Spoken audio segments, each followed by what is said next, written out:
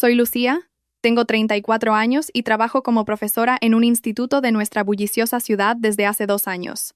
Creí que vivía un matrimonio perfecto. Pensé que había encontrado a mi compañero de vida, alguien que me protegería, valoraría y apoyaría en cualquier circunstancia. Mi esposo, Adrián, era todo lo que deseaba: atento, cariñoso, siempre preocupado por mi bienestar y constantemente pendiente de mí. Trabajaba como ingeniero de software desde casa, así que siempre estaba allí cuando regresaba de la escuela. A veces preparaba la cena o cocinábamos juntos. Me preguntaba sobre mi día, escuchaba mis historias con los estudiantes y reía con mis chistes. Y cada noche, sin excepción, me traía mis vitaminas con un vaso de agua, me besaba la frente con ternura y me decía que me quería. Con su sonrisa que derretía mi corazón decía: «Debo cuidar la salud de mi querida. Confié en él, Dios mío. Confié en él con todo lo que tenía. Mi corazón, mi vida y mi futuro. Le di cada pedazo de mí y no le oculté nada. Y la confianza puede ser lo más peligroso que le das a alguien, porque lo que descubrí cuando dejé de tomar esas pastillas, cuando finalmente abrí los ojos a lo que realmente estaba sucediendo en mi casa, en mi dormitorio y en mi cuerpo, lo destrozó todo. Destruyó cada recuerdo, contaminó cada momento y convirtió cada palabra de amor en una mentira. Destrozó todo lo que sabía sobre el hombre con el que me casé, sobre la vida que vivía e incluso sobre mi propia identidad.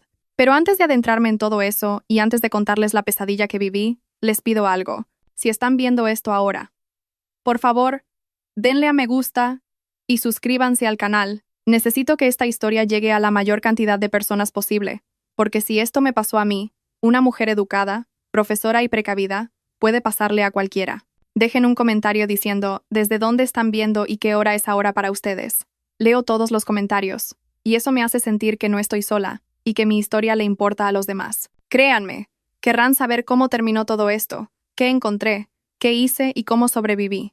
Permítanme llevarlos de vuelta al principio, cuando las cosas aún eran normales, o eso me parecía. Adrián y yo nos casamos hace 3 años. Nos conocimos en una conferencia tecnológica, donde yo estaba con algunos estudiantes en un evento científico y él estaba dando una presentación sobre ciberseguridad. ¡Qué ironía! El hombre que afirmaba proteger los sistemas era la mayor amenaza para mi seguridad personal, pero yo no lo sabía entonces. Era encantador, inteligente y amable. Salimos durante 1 año antes de que me pidiera matrimonio, y la boda fue hermosa y tranquila, solo con amigos cercanos y familiares. Mi madre lo quería, mi padre lo quería, todos querían a Adrián. El primer año de matrimonio fue maravilloso. Viajamos un poco, decoramos nuestra casa juntos, y hablamos de formar una familia algún día. Era feliz, una felicidad genuina y profunda. Luego, unos 6 meses antes de que todo se desmoronara, Adrián comenzó con algo nuevo.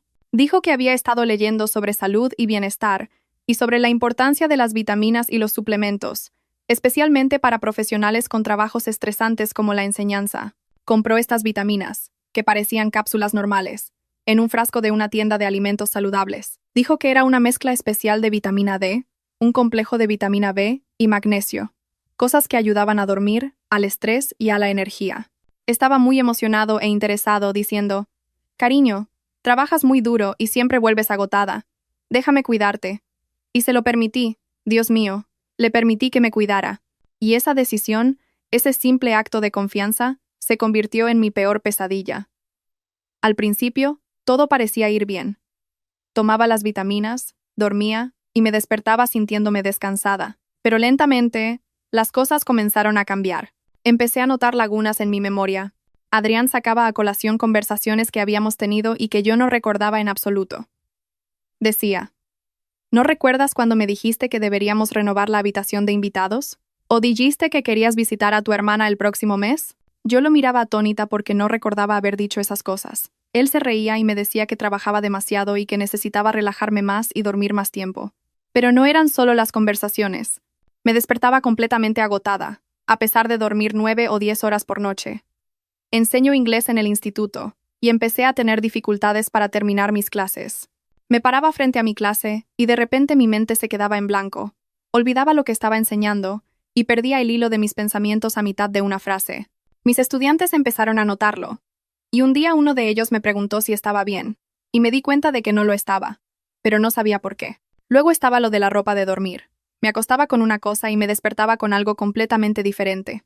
Me acostaba con mi camiseta ancha favorita y me despertaba con un camisón que apenas recordaba tener. Cuando le pregunté a Adrián al respecto, me miró como si estuviera loca y dijo: «Cariño, te cambiaste de ropa en medio de la noche. Estabas medio dormida. Tal vez no lo recuerdas». Y acepté esa explicación. ¿Qué otra razón podría haber? Los moretones comenzaron a aparecer después de 2 meses. Eran pequeños al principio en la parte superior de mi brazo, como si fueran huellas dactilares. Los noté una mañana mientras me preparaba para el trabajo y sentí un escalofrío por todo mi cuerpo. Le pregunté a Adrián sobre ellos esa noche, tratando de mantener mi voz tranquila a pesar de que mis manos temblaban. Él parecía preocupado, y dijo que tal vez me golpeaba con cosas sin darme cuenta, o que tal vez tenía anemia, lo que causaba moretones fácilmente. Sugirió que viera a un médico e incluso se ofreció a concertar la cita por mí. Y de hecho concertó la cita y me llevó allí, sentándose en la sala de espera como el esposo solidario que pretendía ser. El médico me hizo análisis de sangre, y todos los resultados fueron normales. La doctora sugirió que tal vez sufría de estrés y que debería considerar tomar medicamentos para la ansiedad. Adrián captó la idea de inmediato y dijo que era perfectamente lógico, ya que la enseñanza es un trabajo estresante, y que tal vez me presionaba demasiado. La doctora escribió una receta, y Adrián la recogió ese mismo día. Más pastillas, más cosas para tragar, para confiar y para permitir que entraran en mi cuerpo sin cuestionar. Pero la verdad es que nunca me había sentido ansiosa antes de todo esto. Amaba mi trabajo y mi vida. La ansiedad llegó después de las lagunas en la memoria, después del agotamiento y después de sentir que algo andaba terriblemente mal, pero no podía identificar qué era. Mi teléfono se convirtió en otra fuente de confusión. Encontraba mensajes de texto que no recordaba haber enviado. No eran cosas importantes, solo respuestas a amigos, confirmaciones de citas o mensajes aleatorios a mi hermana. Pero no eran mi voz. Eran parecidos a mi estilo, pero incorrectos, demasiado cortos, demasiado formales, y carecían de los emojis y signos de exclamación habituales que uso. Cuando le mencioné esto a Adrián, dijo que probablemente le enviaba mensajes de texto antes de despertarme por completo, y que eso le pasaba a él todo el tiempo. Y de nuevo, le creí. ¿Por qué no habría de creerle? Era mi esposo, me amaba, y no tenía motivos para mentirme. O al menos eso pensaba. Las cosas escalaron después de 4 meses. Estaba en la escuela durante mi periodo de planificación y llamé a mi mejor amiga, Elena. Somos amigas desde la universidad y ella me conoce mejor que nadie. Me preguntó si estaba bien y dijo que no había sido yo misma cuando nos vimos el fin de semana pasado. Dijo que parecía estar bajo la influencia de algo, que mis ojos estaban vidriosos y que me movía y hablaba lentamente, como si estuviera drogada. Me aterroricé y le dije que no tomaba nada más que las vitaminas y el medicamento para la ansiedad que me recetó el médico. Pero mientras decía eso, la duda se coló en mi mente. Esa conversación con Elena se quedó en mi cabeza, y empecé a prestar más atención y a cuestionar cosas que había aceptado sin pensar. Y fue entonces cuando noté el cajón cerrado con llave en el escritorio de Adrián en casa. Su oficina siempre fue una zona restringida, y yo respetaba eso durante sus horas de trabajo. Dijo que manejaba información sensible para sus clientes y que necesitaba privacidad, pero una tarde regresé temprano de la escuela debido a un día de trabajo para maestros. Fui a su oficina para preguntarle algo.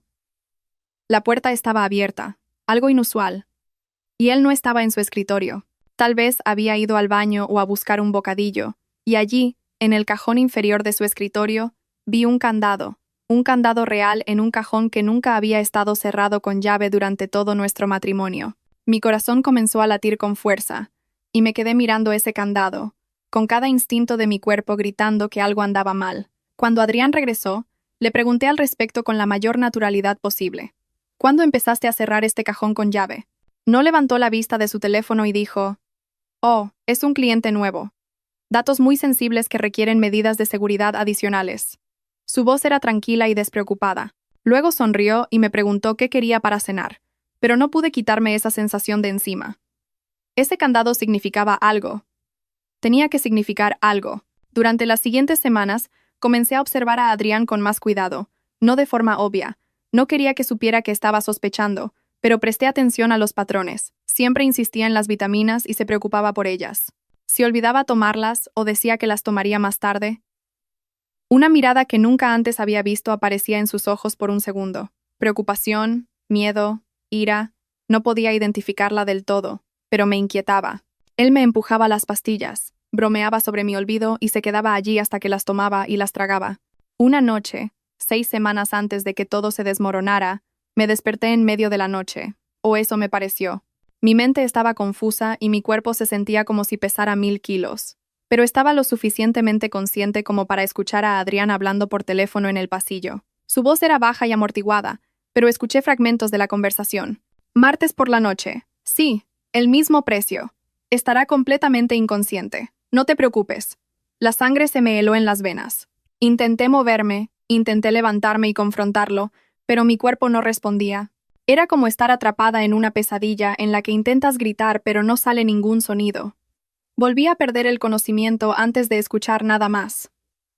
A la mañana siguiente, me convencí de que había soñado. Tenía que haber sido un sueño, porque la alternativa, que mi esposo estuviera hablando de que yo estuviera inconsciente con alguien por teléfono, era demasiado aterradora para concebirla.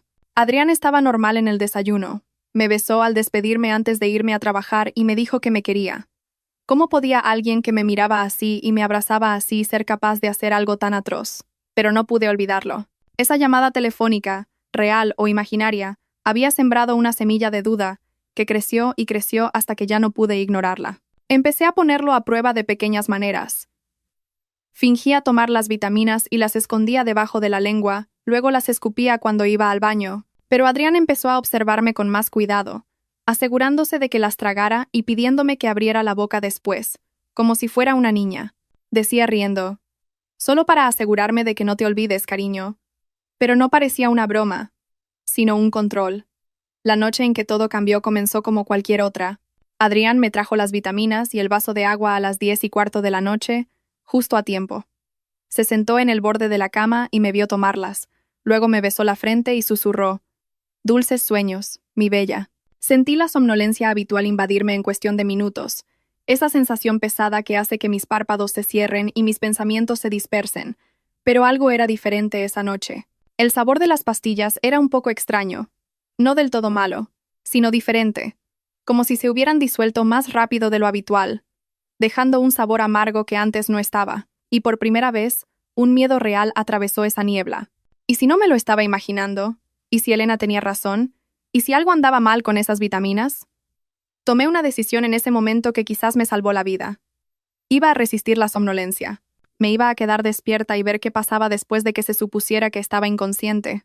Fue lo más difícil que hice en mi vida, porque la atracción del sueño era abrumadora.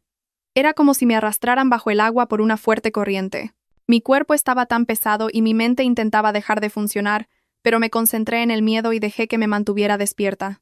Pensé en el cajón cerrado, en la llamada telefónica que había escuchado, en los moretones, en las lagunas de memoria y en la sensación de que me estaba perdiendo pedazo a pedazo. Clavé las uñas en las palmas de mis manos hasta que me dolió y me mordí la parte interior de la mejilla y comencé a contar hacia atrás desde 1000, cualquier cosa para mantenerme consciente. Adrián vino a verme después de unos 30 minutos. Escuché la puerta del dormitorio abrirse lentamente y escuché sus pasos acercarse a la cama. Mantuve los ojos cerrados y mi respiración profunda y regular, como si estuviera dormida. Sentí que se inclinaba sobre mí y sentí su aliento en mi cara. Se estaba asegurando de que había perdido el conocimiento. Y después de lo que pareció una eternidad, se enderezó y salió de la habitación, cerrando la puerta detrás de él. Me quedé allí en la oscuridad, con el corazón latiendo tan fuerte que pensé que lo escucharía. Estaba aterrorizada y no sabía qué esperar o qué iba a suceder, pero cada nervio de mi cuerpo gritaba que tenía que mantenerme despierta. A las 11:47 de la noche, nunca olvidaré esa hora, porque estaba mirando el reloj en la mesita de noche, usándolo como un ancla para mantenerme consciente. Adrián regresó a la habitación, no encendió la luz y se movió silenciosamente y con cuidado. Y a través de mis ojos, que apenas abría, lo vi sacar algo de su bolsillo. Se quedó sobre mí durante mucho tiempo, y tuve que resistir cada instinto que me decía que me estremeciera o reaccionara. Luego se fue de nuevo. El silencio se apoderó de la casa después de eso. Esperé, escuchando cada crujido de nuestra casa. A las 2:03 de la mañana escuché los pasos de Adrián en el pasillo, pero no se dirigían a la cocina o al baño, sino que bajaban al piso de abajo. Y no solo al piso de abajo, sino que escuché el sonido distintivo de la puerta del sótano abriéndose. Rara vez usábamos el sótano, ya que estaba sin terminar y solo se usaba para almacenamiento. No había nada interesante allí, o eso pensaba. ¿Por qué iría Adrián allí a las 2 de la mañana? Esperé 5 minutos. Fueron los 5 minutos más largos de mi vida. Luego me senté lentamente. Mi cabeza daba vueltas y mi cuerpo se sentía como si se moviera a través de una sustancia pegajosa, pero me obligué a levantarme de la cama. Me escabullí hacia la puerta del dormitorio y la abrí centímetro a centímetro, aterrorizada de que crujiera y me delatara. El pasillo estaba oscuro, y me moví hacia las escaleras, con mis pies descalzos silenciosos sobre la alfombra, y al acercarme a la puerta del sótano, escuché algo que me heló la sangre. Escuché voces, varias voces. Adrián estaba hablando con alguien allí. Pegué mi oído a la puerta, apenas respirando, tratando desesperadamente de escuchar. La voz de Adrián dijo: «Debería estar bien por unas horas más». Una voz de hombre desconocida, áspera y baja, respondió: «¿Estás seguro de que no se despertará?» Adrián respondió: «Nunca se ha despertado antes. Créeme, amigo, está completamente inconsciente. La dosis que le doy la hace no recordar nada, incluso si se despierta de alguna manera». Luego Adrián se rió. Realmente se rió. Sentí que iba a vomitar y me tambaleé hacia atrás, llevándome las manos a la boca para evitar hacer cualquier ruido. Había alguien en nuestra casa. Adrián había dejado entrar a alguien en nuestra casa mientras pensaba que yo estaba inconsciente. Y por la forma en que hablaba no era la primera vez. Debería haber llamado a la policía en ese momento. Debería haber huido, haber tomado mi teléfono y haber pedido ayuda. Pero estaba en estado de shock, no podía pensar con claridad. El hombre al que amaba, el hombre en el que había confiado con todo, me estaba drogando deliberada y regularmente, y traía extraños a nuestra casa mientras yo estaba inconsciente. Las implicaciones me golpearon como un golpe físico. Las lagunas en la memoria, la ropa de dormir diferente, los moretones, la sensación de que algo me había pasado pero no podía recordarlo. Dios mío, ¿qué había hecho? ¿Qué les había permitido hacer? De alguna manera logré regresar al dormitorio. Ni siquiera recuerdo haber subido las escaleras o haber caminado por el pasillo. Solo recuerdo haber regresado de repente a la cama, temblando tan violentamente que pensé que me iba a romper. Me cubrí con las sábanas y esperé, escuchando a Adrián regresar al piso de arriba una hora más tarde. Volvió a revisarme y fingí estar muerta.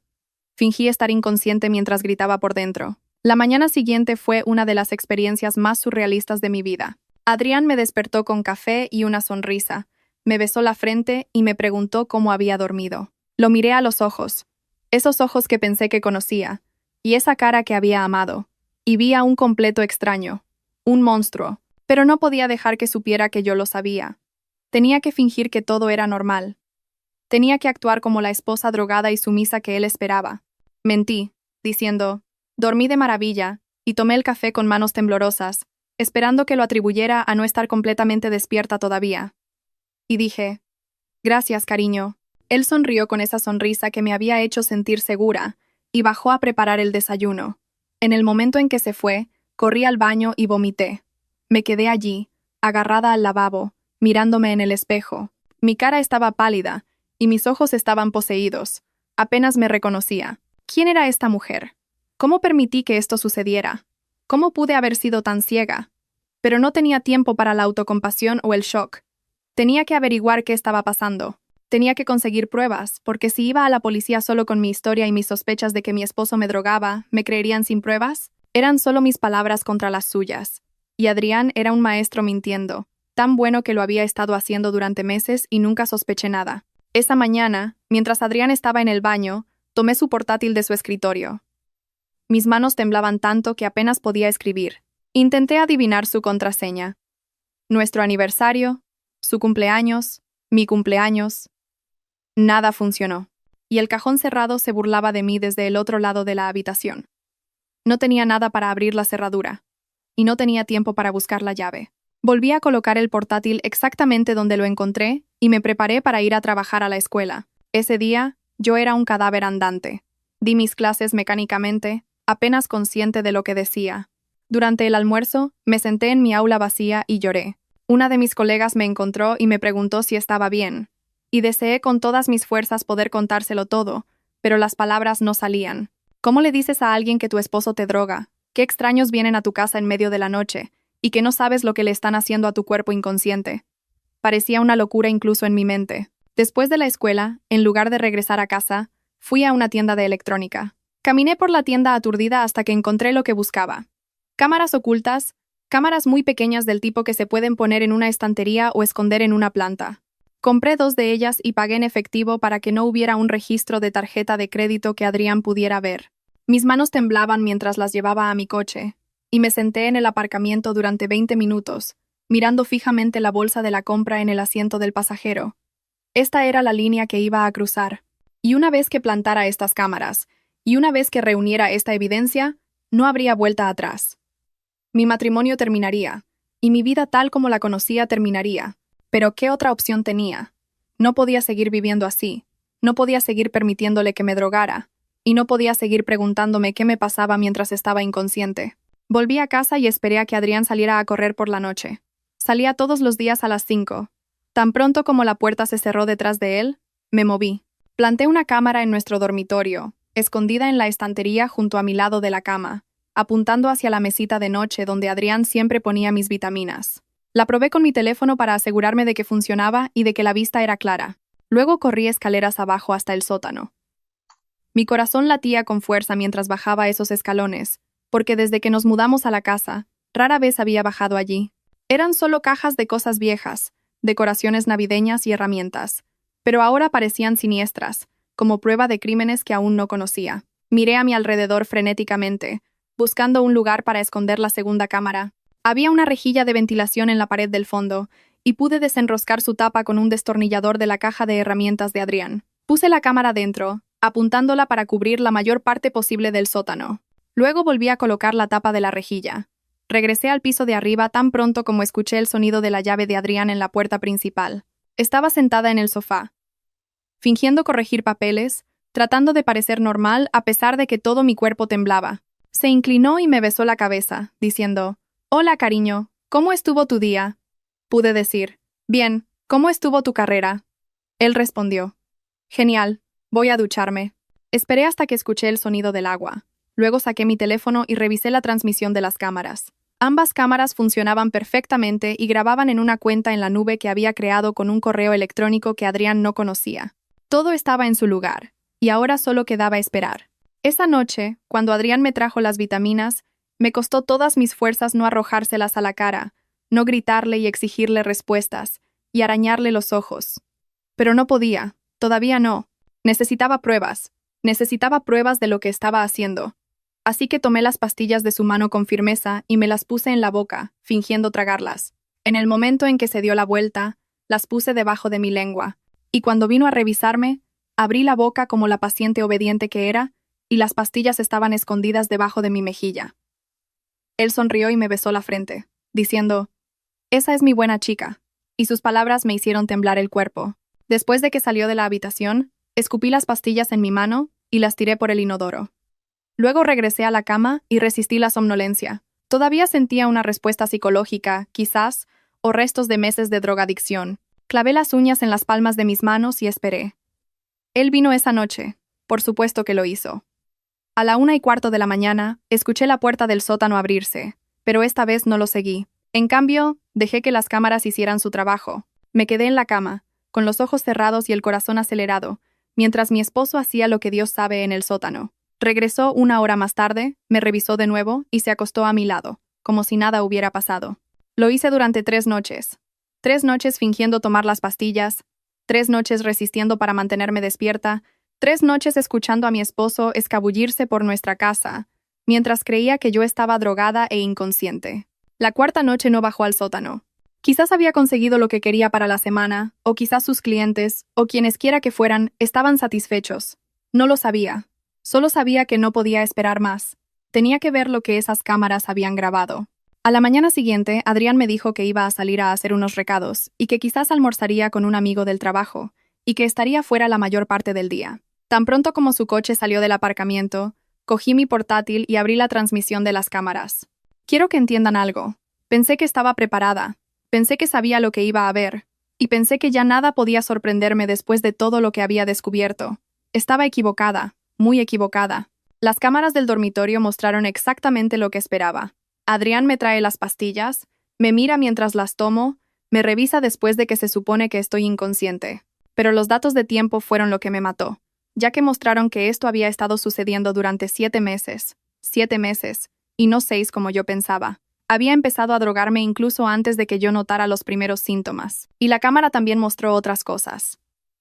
Adrián revisando mi teléfono mientras estoy inconsciente, escribiendo mensajes y borrando cosas.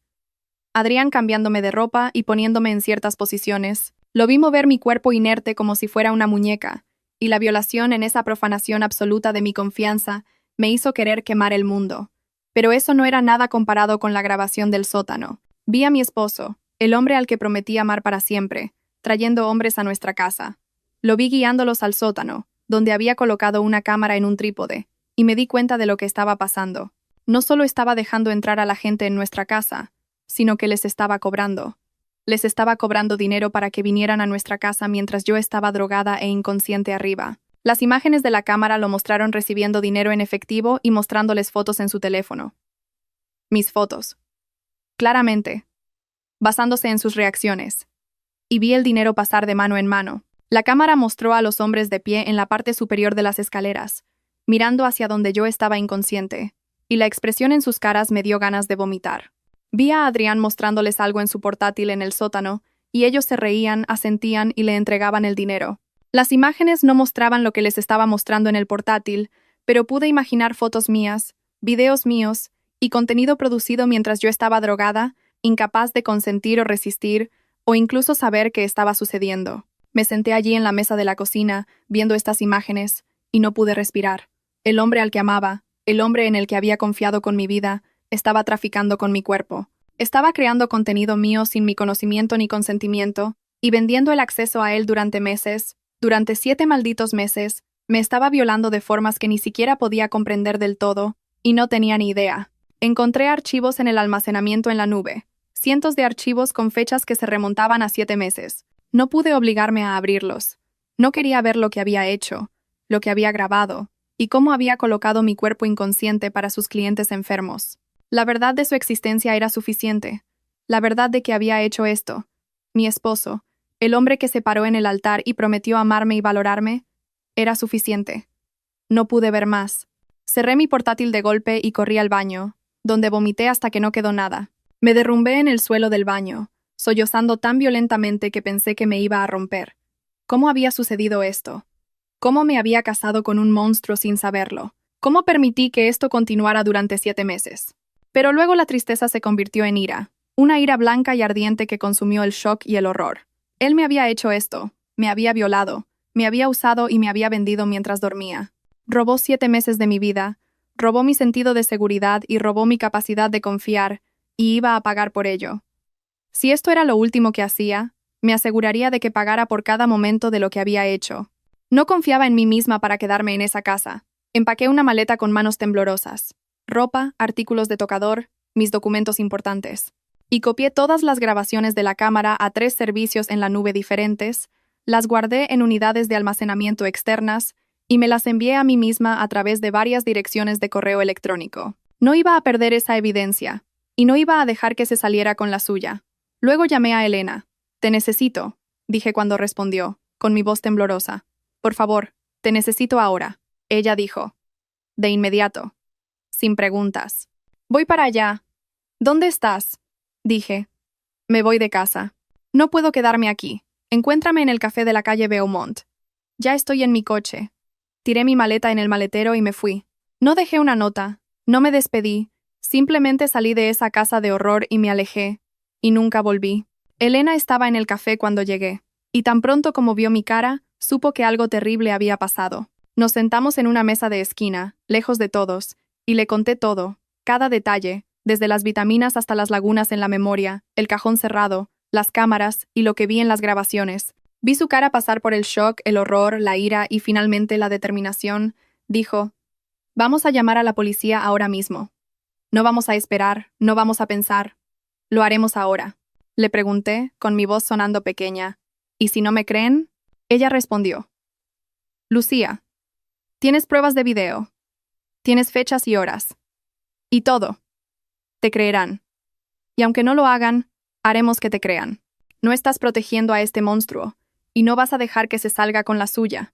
Tenía razón. Sabía que tenía razón, pero hacer esa llamada seguía siendo una de las cosas más difíciles que había hecho. Fuimos a casa de Elena. No podía enfrentarme a ir a la comisaría todavía, y no podía soportar entrar en ese edificio y decir esas cosas en voz alta a extraños. Elena llamó al número de emergencia y explicó que su amiga necesitaba denunciar un delito grave, y enviaron agentes a su casa en 30 minutos. Los dos agentes que vinieron fueron pacientes y profesionales. Una de ellas era una mujer, la detective Sara Martínez, y nunca olvidaré su cara. Cuando comencé a contar mi historia, no me interrumpió ni me interrogó, simplemente me dejó hablar. Les mostré las grabaciones de la cámara en mi portátil. No todas. No podía soportar verlas todas de nuevo, pero lo suficiente para mostrar a Adrián drogándome, y lo suficiente para mostrar a los hombres que venían a nuestra casa, y lo suficiente para mostrar el dinero cambiando de manos. La expresión de la detective Sara pasó de la preocupación a la ira furiosa, y me dijo con voz firme: «Señora, lo que ha hecho su esposo es un delito grave. De hecho, es una serie de delitos graves. Necesitaremos que venga a la comisaría para hacer una declaración oficial, y necesitaremos toda esta evidencia. Además, debemos obtener una orden de protección de emergencia para usted». Le pregunté atónita: «¿Hoy? ¿Se puede hacer hoy?». Ella respondió: «Haremos todo lo posible. Esta es una amenaza directa a su seguridad, y debemos actuar rápidamente». Fuimos a la comisaría. Y fue una sensación extraña sentarse en la sala de interrogatorios y dar mi declaración mientras la detective Sara grababa cada palabra. Me hizo preguntas que nunca se me habrían ocurrido, y me hizo relatar detalles que había intentado desesperadamente olvidar. Fue meticulosa en su trabajo y empática al mismo tiempo. Y al final del interrogatorio por primera vez sentí que quizás iba a sobrevivir a esta pesadilla. La orden de protección fue aprobada esa noche, y a Adrián se le prohibió contactarme, acercarse a mí o estar en cualquier lugar donde yo estuviera. Pasé esa noche en casa de mi amiga Elena, y nos sentamos en su sofá en un silencio absoluto, porque no había palabras para expresar la magnitud de lo que sentía. Y a la mañana siguiente, la policía ejecutó una orden de registro en mi casa, o lo que solía ser mi casa. La detective Sara me llamó alrededor de las 12 del mediodía para decirme que lo habían encontrado todo. El cajón cerrado del escritorio de Adrián contenía discos duros llenos de fotos y videos míos, algunos de los cuales se remontaban a antes de nuestro matrimonio, es decir, antes de que empezara a drogarme regularmente. Había estado planeando esto y construyéndolo desde el principio, al parecer. Encontraron listas de clientes, registros de pagos con criptomonedas y correspondencia con docenas de hombres. También encontraron las vitaminas que me había estado dando, y el análisis de laboratorio mostró que contenían Rohypnol, un sedante utilizado en casos de violación, y no eran vitaminas en absoluto, sino veneno disfrazado de mentira. Adrián fue arrestado en su lugar de trabajo esa noche. Yo no estaba allí, pero la detective Sara me dijo que intentó resistirse a los agentes y escapar, así que lo tiraron al suelo en el aparcamiento de su edificio de oficinas, frente a todos sus colegas, todos los que trabajaban con él, y todos los que pensaban que era un hombre normal. Todos presenciaron el momento de su arresto por drogar y traficar con su esposa. Me llamó desde la cárcel, y no sé cómo consiguió mi número, ya que se suponía que no debía llamarme.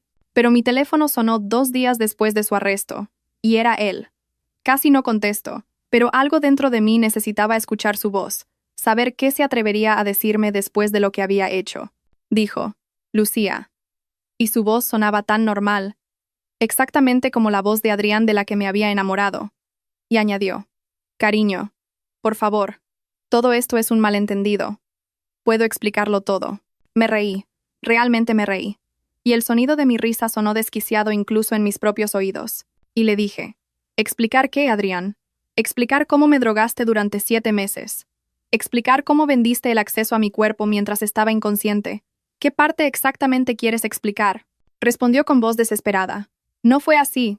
Te juro que no permití que nadie te tocara. Eran solo fotos, solo videos, y tú dormías. Nada más. Necesitaba dinero. Teníamos deudas». Le grité por teléfono: «No teníamos deudas. Estábamos bien. Hiciste esto porque eres un enfermo, porque eres un depredador y un monstruo, y viste la oportunidad de violar a tu esposa por dinero». Él suplicó: «Lucía, por favor», y le dije con voz fría y muerta: «Espero que te pudras en la cárcel. Espero que pases cada día del resto de tu miserable vida pensando en lo que hiciste. Espero que nunca conozcas la paz y que la culpa te destruya». Luego colgué. Intentó volver a llamar, pero bloqueé el número, y esa fue la última vez que hablé con Adrián. Los procedimientos legales fueron agotadores, y tuve que testificar ante un jurado. Tuve que sentarme en una sala llena de extraños y describir lo que me había pasado en detalle, lo que descubrí y cómo me sentí al ver las grabaciones de la cámara. Las mujeres lloraron y uno de los hombres del jurado tuvo que salir de la sala debido a lo conmovido que estaba. Pero acusaron a Adrián de múltiples cargos: administrar drogas sin consentimiento, explotación sexual, distribución de imágenes íntimas sin consentimiento, trata de personas y otros delitos relacionados. La fiscal me dijo que era uno de los casos más sólidos que había visto, porque fui lo suficientemente inteligente como para obtener las pruebas antes de confrontarlo. El abogado de Adrián intentó usar todos los trucos posibles e intentó cuestionar mi credibilidad, alegando que yo era una testigo poco fiable debido a los problemas de memoria que padecía, los mismos problemas que su cliente había causado al drogarme. Intentó alegar que había un acuerdo entre Adrián y yo, y que yo había consentido en ser filmada, pero la fiscalía destruyó ese argumento por completo. Demostraron que yo fui drogada sin mi conocimiento y mostraron las listas de clientes, los pagos y las pruebas de que se trataba de un negocio para Adrián. También encontraron a algunos de sus clientes y les ofrecieron inmunidad a cambio de testificar, y 3 de ellos aceptaron la oferta. 3 hombres se presentaron y testificaron que le habían pagado a Adrián por el acceso a fotos y videos. Uno de ellos, cuando la fiscal le preguntó por qué lo había hecho, dijo: «Lo hizo parecer inofensivo, como si ella lo supiera y lo consintiera. Dijo que le encantaba y que era parte de su matrimonio». Y cuando la fiscal le mostró imágenes de Adrián drogándome, el hombre comenzó a llorar y dijo: «No lo sabía, juro que no sabía que la drogaba». Pero ellos lo sabían, todos lo sabían a algún nivel, porque nadie paga dinero por fotos secretas de la esposa inconsciente de alguien si piensa que es legal y normal. Nadie se cuela en la casa de alguien a las 2 de la mañana por razones inocentes. Lo sabían y participaron de todos modos, y espero que vivan con esa culpa para siempre. El juicio duró 8 meses. 8 meses de mi vida consumidos por esta pesadilla, donde tuve que revivirla una y otra vez en cada sesión o reunión con la fiscalía. 8 meses de terapia, donde intenté asimilar la violación, la traición y la destrucción total de todo lo que pensaba que representaba mi vida. 8 meses viviendo con Elena, porque no podía soportar estar sola, y no podía soportar dormir sin revisar cada cerradura 3 veces, y no podía soportar cerrar los ojos sin preguntarme si alguien me estaba observando. Mi terapeuta, Carmen, fue lo único que me mantuvo cuerda durante ese tiempo. Me ayudó a entender que lo que me había pasado no fue mi culpa, y que no podía haberlo sabido, prevenido o hecho algo diferente. Me ayudó a liberarme del abrumador sentimiento de culpa que me decía que debería haber visto las señales, haber cuestionado las vitaminas y haber sido más inteligente o cuidadosa. Me dijo en una sesión: «Lucía, los depredadores son buenos en lo que hacen. Son manipuladores expertos. Adrián no te eligió porque fueras débil o estúpida, sino que te eligió porque eras amable, confiada y amorosa. Estas son cualidades buenas. Él fue quien las usó como arma contra ti. Pero eso no las convierte en malas cualidades, ni te convierte en una mala persona». Me llevó meses empezar a creerle. La terapia no se trataba solo del trauma de lo que Adrián había hecho, sino de reconstruir completamente mi autoestima, porque él también me la había robado. Ya no sabía quién era. ¿Era la mujer que pensé que era durante esos 7 meses? ¿O esa personalidad era una falsificación? ¿Solo un ser drogado que no existía realmente? La doctora Carmen me ayudó a ver que seguía siendo yo, la maestra que ama a sus alumnos, la amiga leal y la mujer que valora la honestidad y la amabilidad. Todo eso no se había destruido, sino que había sido enterrado bajo el trauma y la violación, y solo tenía que desenterrarlo de nuevo. El juicio finalmente llegó al jurado en el 7º mes. Tuve que subir al estrado durante 3 días, mientras el abogado de Adrián intentaba hacerme parecer poco fiable, perturbada y vengativa. Sugirió que me había inventado toda la historia porque estaba enojada por otra cosa en nuestro matrimonio, y que yo misma había colocado las cámaras y falsificado las grabaciones. La fiscal objetó la mayor parte de su discurso, y el juez confirmó las objeciones, pero el daño ya estaba hecho. Tuve que sentarme allí y defenderme a mí misma, mi memoria y mi realidad contra un hombre al que le pagaban por destruirme de nuevo. Pero la fiscalía presentó las pruebas, los discos duros del cajón de Adrián, los testimonios de los clientes, los resultados del laboratorio, los registros de pago con criptomonedas, los metadatos de las fotos que mostraban que fueron tomadas mientras yo estaba completamente inconsciente, y el testimonio del experto médico sobre los efectos del Rohypnol. El jurado deliberó durante 6 horas. 6 horas que parecieron 6 años, mientras yo me sentaba en el pasillo del tribunal, Elena a un lado y mi madre al otro. Regresaron con un veredicto de culpabilidad en todos los cargos. Me derrumbé. Realmente me derrumbé en los brazos de Elena, y lloré tan fuerte que pensé que nunca pararía. Se acabó. El juicio terminó. Me creyeron, vieron las pruebas y decidieron que Adrián realmente había hecho estas cosas, y que yo decía la verdad. La sentencia fue 3 semanas después. Presenté una declaración de impacto de la víctima y me paré en esa sala, Miré a Adrián a los ojos por primera vez desde su arresto y le dije exactamente lo que me había hecho.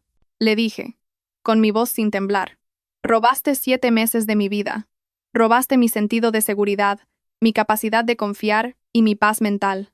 Convertiste mi cuerpo en una escena del crimen y me hiciste tener miedo de dormir, comer y estar en mi propia casa. Me mirabas a los ojos todos los días y me mentías mientras me violabas de la peor manera posible. Me hiciste dudar de mi propia mente, mi memoria y mi valía. Adrián estaba llorando. Tuvo la audacia de sentarse allí y llorar, como si fuera la víctima. Quizás su abogado le había dicho que mostrara remordimiento, pero sus lágrimas no significaban nada para mí. Continué, diciendo, nunca volveré a confiar como antes, y nunca volveré a sentirme completamente segura. Me quitaste eso, y nunca lo recuperaré. Pero esto es lo que no me quitaste. No me quitaste mi fuerza, ni mi resiliencia, ni mi determinación de sobrevivir y construir una vida mejor de la que tenía contigo. ¿Pensaste que podías romperme y controlarme? Pero sigo aquí, sigo de pie mientras tú estás encadenado. El juez lo condenó a 18 años de prisión, 18 años sin posibilidad de libertad condicional antes de al menos 12 años. También tendrá que registrarse como delincuente sexual por el resto de su vida cuando salga, si es que sale. Tendrá más de 50 años, y todos sabrán la verdad sobre él. Cada solicitud de empleo, cada alquiler de apartamento, cada interacción con la sociedad estará marcada por lo que me hizo. 18 años no son suficientes para 7 meses de violación y para el trauma que llevaré toda mi vida, pero es algo. Es justicia en la medida en que nuestro sistema legal puede ofrecerla. El proceso de divorcio terminó 6 meses después de que concluyera el juicio penal. Lo conseguí todo. La casa, que vendí de inmediato porque no quería volver a verla, y las cuentas de ahorro. Su abogado no pudo negociar porque su cliente era un criminal convicto. Doné la mayor parte del dinero a organizaciones que apoyan a sobrevivientes de violencia sexual y guardé lo suficiente para pagar mis deudas estudiantiles y empezar de nuevo en otro lugar. No podía quedarme en esa ciudad, porque en todas partes veía fantasmas. Nuestro restaurante favorito, donde me llevaba a citas mientras planeaba violarme. La tienda donde comprábamos juntos mientras me drogaba. El gimnasio donde fingía ser un esposo leal mientras vendía mi cuerpo. Me mudé a una nueva ciudad y comencé una nueva vida. Un nuevo trabajo en otro instituto. Elena me ayudó a mudarme y a arreglar mi nuevo apartamento, y se quedó conmigo durante la primera semana hasta que me sentí estable. Mi madre quería que volviera a vivir con ella, pero yo necesitaba independencia. Necesitaba demostrarme a mí misma que podía vivir, dormir y estar sola sin que el miedo me consumiera. Fue difícil al principio, Dios mío. Fue muy difícil. Me despertaba en medio de la noche aterrorizada, convencida de que había alguien en mi apartamento. Revisaba cada cerradura 5 veces antes de acostarme, y coloqué cámaras de seguridad reales esta vez. Cámaras que controlo y monitoreo obsesivamente. No podía tomar ningún medicamento sin tener un ataque de pánico, ni siquiera analgésicos comunes, porque la vista de las pastillas me enfermaba físicamente. Continué mi terapia con una nueva terapeuta en mi ciudad. Y trabajamos en el trastorno de estrés postraumático, en la hipervigilancia y los ataques de pánico, y en reconstruir mi capacidad de confiar y permitir que la gente se acercara a mí. Fue un trabajo lento y doloroso, y hubo recaídas y días en los que quise rendirme, pero no lo hice, porque rendirme significaría la victoria de Adrián, significaría su éxito al romperme y convertirme en una masa de miedo, y me negué a darle esa victoria. Lentamente, muy lentamente, comencé a sanar. Empecé a tener días buenos, empecé a dormir toda la noche a veces, y empecé a aceptar invitaciones a cenar de mis nuevos colegas en la escuela, y empecé a construir amistades y a recordar cómo era reír sin amargura. Y, aproximadamente un año después de mudarme, conocí a alguien llamado Javier. Es consejero estudiantil en mi escuela. Un día me pidió que saliera a tomar un café. Casi le digo que no, porque la idea de salir y tener una relación me aterrorizaba. Pero Javier me hacía sentir segura. Quizás por la forma en que respeta los límites, o por la paciencia en sus ojos cuando me costaba responder preguntas simples sobre mi pasado. Le conté sobre Adrián en nuestra tercera cita. Estábamos en su coche fuera de mi apartamento, y me pidió que lo besara, y esa pregunta desencadenó algo dentro de mí. Y antes de darme cuenta, le estaba contando todo, sobre las vitaminas, las cámaras, el juicio y cada detalle. Estaba temblando al final, convencida de que se escaparía y de que nadie querría a alguien tan destrozado como yo. Javier se quedó en silencio durante mucho tiempo. Luego dijo, «Gracias por confiar en mí y contarme esto. No puedo imaginar lo difícil que debe haber sido, pero sobreviviste, Lucía. Te sacaste a ti misma y obtuviste justicia, y sigues aquí. Eso requiere una fuerza increíble. Y si me permites, me gustaría ser la persona que haga tu vida más fácil, no más difícil. Iremos tan rápido como te sientas cómoda, sin presiones ni expectativas. Solo permíteme estar a tu lado. Lloré y le permití que me abrazara. Y fue el primer abrazo seguro de un hombre en años. Llevamos 8 meses juntos. No es perfecto. Todavía tengo momentos de pánico y pesadillas, y todavía lucho con la confianza. Pero Javier es paciente. Me recuerda que tome mis medicamentos para la ansiedad cuando se me olvida, y no me presiona, y me permite revisar su teléfono cuando la obsesión me agobia, aunque odio mi necesidad de hacerlo. Él me ayuda a aprender que no todos los hombres son depredadores, y que la intimidad puede ser segura, y que merezco un amor que no venga con costos ocultos. Han pasado 2 años desde esa noche en que fingí tomar las pastillas y descubrí la verdad. 2 años desde que mi mundo se desmoronó y tuve que reconstruirme desde cero.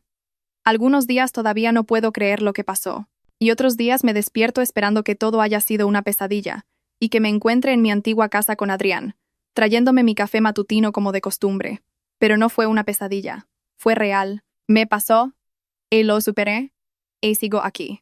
Todavía enseño a mis alumnos y amo a mis nuevos alumnos tanto como a los antiguos. Soy buena en mi trabajo, y me da un propósito en el que concentrarme, lejos de mi trauma. Todavía estoy en terapia, y probablemente lo estaré durante años. Todavía estoy sanando y aprendiendo a vivir en un mundo donde alguien a quien amé me hirió de formas que no creí posibles. Adrián intentó apelar su sentencia, y su nuevo abogado alegó que 18 años era una sentencia demasiado dura. Pero la apelación fue denegada. Ahora está en una prisión en un estado vecino, y según los registros públicos, se le han impuesto varias infracciones disciplinarias, porque al parecer, incluso entre los criminales, lo que hizo se considera algo que va más allá de todos los límites. Esto es bueno. Espero que cada día allí sea un infierno para él. Algunos de sus clientes también fueron juzgados, y los 3 que testificaron recibieron sentencias reducidas, pero pasaron tiempo en la cárcel. Los otros que fueron identificados fueron acusados de varios delitos. Y también testifiqué en algunos de esos juicios. Fue agotador volver a contar mi historia, pero la fiscal dijo que mi testimonio fue crucial, porque esos hombres deben enfrentar las consecuencias de su participación en mi violación. Uno de esos clientes intentó disculparse conmigo fuera del tribunal después de ser sentenciado. Se acercó a mí en el aparcamiento, y me asusté, pero Javier y Elena estaban conmigo, y Javier se interpuso entre nosotros de inmediato. El hombre levantó las manos y dijo que solo quería decirme que lo sentía, y que estaba enfermo y ahora estaba en tratamiento. Lo miré y solo sentí desprecio. Y le dije, no lo sientes porque lo hiciste. Lo sientes porque te atraparon. Y hay una gran diferencia. Luego me fui, porque no le debo perdón, ni nada. Hay señales de advertencia que desearía haber conocido, y las comparto ahora con cualquiera que escuche. Porque si mi historia ayuda a una sola persona a darse cuenta de lo que está sucediendo, entonces, quizás algo bueno pueda salir de esta pesadilla. Si tu pareja insiste en que tomes medicamentos o suplementos que te proporciona, desconfía. Pide ver la botella, busca la marca, y considera que la analicen si sientes algo extraño. Confía en tus instintos. Si tienes lagunas en la memoria que no puedes explicar, tómalo en serio. Ve a tu propio médico, no a uno recomendado por tu pareja, y pide un análisis de sangre, y cuéntales tu preocupación por la posibilidad de ser drogada. Si te despiertas sintiéndote drogada, o con ropa diferente, o con moretones inexplicables, no lo ignores y no dejes que nadie te convenza de que es normal o que te lo estás imaginando, porque algo anda mal. Si tu pareja es excesivamente controladora con tu horario de sueño, o con cuándo y qué comes o bebes, o con tu rutina diaria, presta atención, porque el control suele ser la primera señal de abuso. Si tu teléfono tiene mensajes que no recuerdas haber enviado o actividad en redes sociales que no recuerdas, alguien está entrando en tu vida sin tu permiso. Averigua por qué y quién lo está haciendo. Confía en tu intuición. Si sientes que algo anda mal, probablemente lo esté. Tu intuición está tratando de protegerte, así que escúchala. Pasé meses ignorando mis instintos y convenciéndome de que estaba obsesionada o loca, y casi me cuesta todo. Y si te encuentras en una situación en la que te sientes insegura, o crees que te están drogando, abusando o controlando, por favor, ponte en contacto con alguien, cuéntale a una amiga, a un familiar o a un colega de trabajo. Ve a la policía. Sé que es aterrador, créeme, lo sé, pero mereces seguridad. Y mereces autonomía sobre tu cuerpo. Y mereces vivir sin miedo. Quiero ser clara. Lo que me pasó no es raro. El abuso por parte de la pareja, la drogadicción y el abuso sexual basado en imágenes Son cosas que suceden más de lo que la gente quiere creer. Queremos pensar que quienes amamos nunca nos harían daño, pero a veces lo hacen. A veces el monstruo no es un extraño en un callejón oscuro, sino la persona que duerme a tu lado. Y si eres alguien que ha pasado por algo así, por favor, sabes que no es tu culpa. La doctora Carmen tenía razón. Los depredadores son buenos para ocultar su verdadera naturaleza y hacerte dudar de tu realidad. No podías haberlo sabido, y no fue tu culpa. Mereces sanar y reconstruir tu vida. Y mereces seguridad, paz y amor de nuevo. No será fácil, pero es posible, porque eres más fuerte de lo que crees. Soy Lucía, tengo 36 años ahora, profesora de inglés en una nueva ciudad. Tengo una pareja que me respeta, amigos que me apoyan y una terapeuta que me ayuda en los días difíciles. Duermo en un apartamento con buenas cerraduras y cámaras de seguridad que controlo. No tomo ningún medicamento que no me haya recetado un médico en el que confío. Estoy sanando lenta pero constantemente de la peor violación imaginable. Y estoy aquí para decirte que si yo pude sobrevivir a lo que Adrián me hizo y volver de ese pozo oscuro, tú también puedes sobrevivir a lo que sea que estés enfrentando. Puedes seguir adelante, reconstruir y recuperar tu vida de la persona que intentó destruirla. Adrián me robó 7 meses, y me quitó mi seguridad, mi confianza y mi inocencia. Pero no me quitó mi fuerza, ni mi determinación de vivir y prosperar a pesar de lo que hizo. Sigo aquí, sigo de pie, y tú también puedes hacerlo. Si llegaste al final de mi historia, gracias por escuchar, y gracias por ser testigo de lo que me pasó. Por favor, comparte este video si crees que puede ayudar a alguien, y suscríbete para seguir mi viaje de sanación. Y déjame un comentario diciéndome desde dónde estás viendo y qué hora es para ti, y si mi historia tocó tu corazón de alguna manera.